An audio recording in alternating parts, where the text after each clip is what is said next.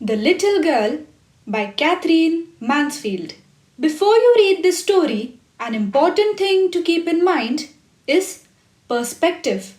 If you are someone who reads books, you would have come across narratives that switch between different POVs or point of views. Many authors use the tool to provide the reader with a more rounded understanding of what is happening. It gives you a better idea of the multiple ways in which characters think, respond, and react to a situation. This also helps you to build a more accurate character sketch of each person involved in the story. But in The Little Girl, we see that the story is solely told through the little girl, Kezia's perspective. Which means that while you feel a profound sense of sympathy and empathy for Kezia, the same can't be said for the grandmother, mother, father, or even the servants. As we read, you will realize that while the story is not in the first person, no I's, me's, and mine's, it is still very much from the perspective of the little girl and what she feels, thinks, sees, and hears. To the little girl he, till, and bring me my slippers. The first two paragraphs give you a blanket idea of how Kezia's day starts and ends. She is always relieved to bid her father goodbye every morning, and she waits around the staircase waiting to hear his same old call for her mother and the newspaper. Kezia, mother would call her, till take you to the doctor.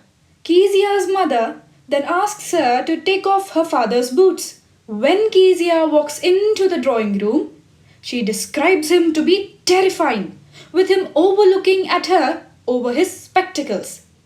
Kezia stutters when asked if she had been a good girl that day. She never stuttered with other people, till thinking about a giant. Why did Kezia only stutter around her father? What makes Kezia think of her father as a giant?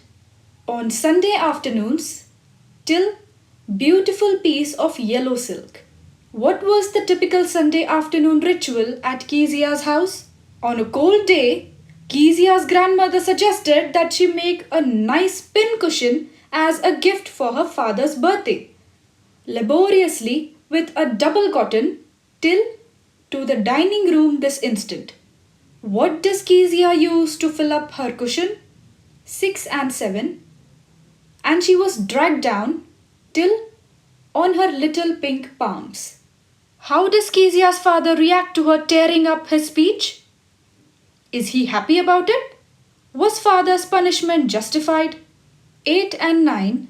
Hours later when grandmother, till suddenly afraid. In this section, Kezia yearns for a different father. A father who smiles easily, laughs easily, plays with her, and carries her around in joy. She realizes that there are different kinds of father, and that hers was an uptight, strict one who didn't like to have much fun. Do you also feel that the parents of your friends are better than your own? And then one day you realize that you would much rather prefer your own? 10 and 11.